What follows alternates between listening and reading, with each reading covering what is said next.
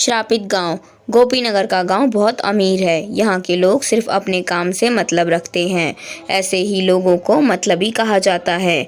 यही गांव में पीपल का एक पेड़ है जो बहुत ही घना है, जिसके नीचे चबूतरा बना हुआ है। सब लोग हंसी खुशी से रहते थे। लेकिन एक दिन भिखारन बुढ़िया भीख मांगते हुए गोपीनगर गांव पहुंच जाती है। वह मोहन के दरवाजे पर जाती है और भीख मांगती है। बुढ़िया, बेटा कुछ खाने को दे दो, भूख लगी है। भगवान आपको और धन देंगे। मोहन, सुबह सुबह भीख कौन मांगता है? काम पर जाने के समय। जाओ जाओ आगे, अभी मैं काम पर जा रहा हूँ। बाहर की आवाज़ सुनकर अंदर से कमला बाहर आई। कमला, रुको, मैं इनके लिए कुछ खाना लाई हूँ। बुढ़िया, भगवान तुम्हारा भला करे। बुढ़िया खाना लेकर चली जाती है। मोहन, क्या ज़रूरत थी खाना देने की? पैसे की बर्बादी करती हो। लोग सब हमसे अमीर हो रहे हैं और तुम पैसे उड़ा रही हो। कमला, तुम बिना मतलब के बात मत करो। खाना खराब हो चुका था, इसलिए दे दिया। खाना लेकर भिखारन बुढ़िया पीपल के पेड़ के नीचे चली जाती है। खाने को खोलती है तो उसमें से बहुत बदबू आती है। गौर से देखा तो उसमें कीड़े पड़ चुके थे।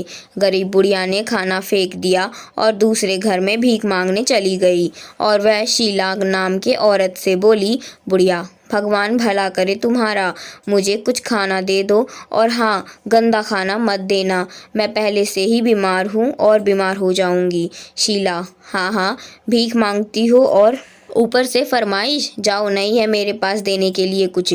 गरीब बुढ़िया वहाँ से दूर घर में खाना मांगने चली गई। एक आदमी ने थोड़ा सा खाना दिया।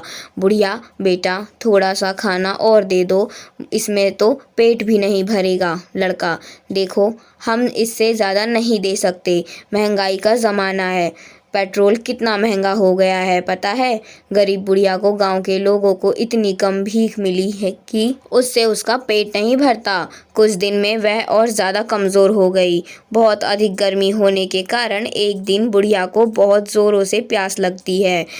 आसपास पानी ना मिलने के कारण वो लोगों के घर जाकर पानी मांगने लगती है। लेकिन वहाँ के लोग इतने मतलबी हैं कि गरीब बुढ़िया को पानी भी नहीं दे रहे हैं। बुढ़िया, पानी दे दो मुझे, कोई पानी दे दो। उसे कोई भी पानी नहीं देता है। उसे देखते ही वहाँ के लोग उसे भगा देते थे। लोगों के घर जाकर वह बहुत थक चुकी थी, लेकिन उसे एक बूंद पानी पीने के लिए नसीब नहीं हुआ। चलते चलते वह उस पीपल के पेड़ के नीचे जाकर बैठ जाती है। कुछ देर बाद बीमारी और पानी ना मिलने के कारण बुढ़िया की वहीं पर मृत्यु हो जाती है। बुढ़िया के मृत्यु हो जाने के बाद वहाँ अजीब अजीब सी घटनाएं होने लगती है। जब रात को सब लोग सो रहे होते हैं तो आधी रात को एक औरत के रोने की आवाज़ सुनाई देती है। ये आवाज़ इतनी तेज़ होती है कि पूरे गांव को सुनाई देती है। रोने की आवाज़ के साथ साथ चीखने चिल्लाने की आवाज़ भी आने लगती है, जिसके कारण लोग और भी ज़्यादा डरने लगते हैं। गांव के लोगों ने एक मीटिंग बुलाई। सब लोग उसी पीपल के पेड़ के नीचे इकट्ठे होते हैं।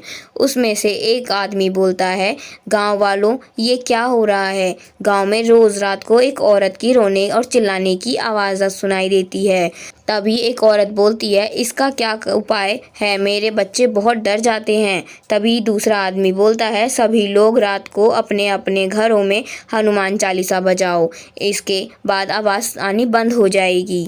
लेकिन एक दिन मोहन उस पीपल के पेड़ के नीचे से जा रहा था कि उसकी कार खराब हो गई। पीपल के पेड़ के नीचे से जो गुजरता था तो उसकी तबीयत खराब हो जाती थी और उसे तेज़ बुखार हो जाता था।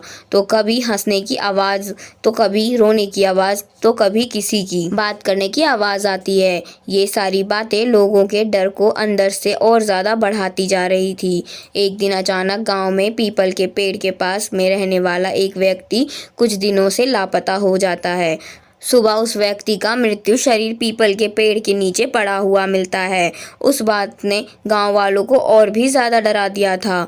कमला, कोई भी शाम होने के बाद घर के बाहर नहीं निकलेगा।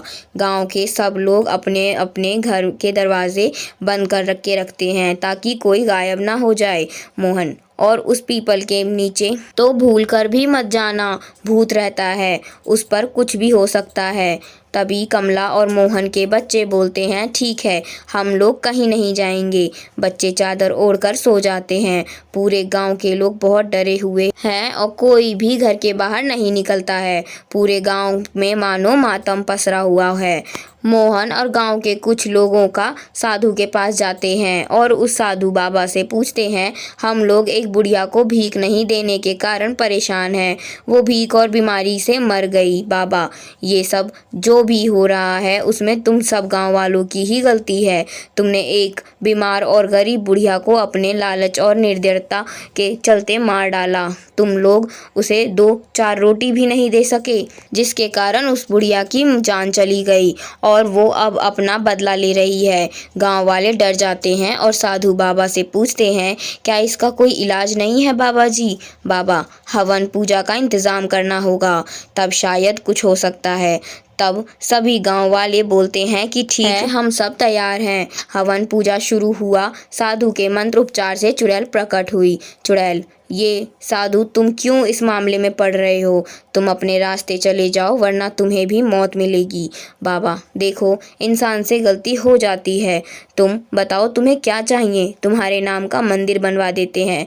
लोगों को परेशान करना छोड़ दो। चुड़ैल हंसते हुए बोलती है, जिंदे पर तो कुत्ते से भी ज्यादा बुरा व्यवहार किया और अब देवी देवताओं की बराबरी दे रहे हो। मैं उस लायक नहीं हूँ। मैं चुड़ैल हूँ, चुड़ैल। बाबा, कुछ तो उपाय होगा जिससे कि तुम गांव वालों को छोड़ दो। चुड़ैल, एक उपाय है, इन सब पापियों को गांव छोड़कर जाना पड़ेगा वरना सब मारे जाएंगे। और साधु, तुम भी चले जाओ, क्योंकि गुनहगारों के साथ बेगुनाह भी मारे जाते हैं। इस गांव को मेरा श्राप है कि जो भी इस गांव में रहेगा वो मरेगा, जैसे मैं मरी थी। यह बोलकर चुड़ैल गायब हो जाती है और वह साधु गांव वालों से बोलता है, इसका कोई इलाज नहीं है। जब तक वह अपना बदला नहीं ले लेती वह शांत नहीं होगी। धीरे धीरे लोग बीमार होने लगते हैं और बीमारी बढ़ती जा रही थी, जिसके कारण गोपीनगर वालों को उस गांव को मजबूरी में छोड़कर दूसरी जगह जाना पड़ा। लोगों के एक गलती के कारण अपना अपना घर, अपनी जमीन जायदाद सब छोड़कर जाना पड़ा। यह गांव अब सुनसान पड़ा है। यहाँ अब तो ना कोई आता है और ना ही कोई रहता है। इसलिए हमें कभी भी घमंड और निर्दयता से हमें किसी का अनादर नहीं करना चाहिए। तो दोस्तों, आज की कहानी में बस इतना ही। उम्मीद करती हूँ कि आपको कहानी पसंद आई होगी। तो मिलते हैं नई वीडियो में नई कहानी के साथ।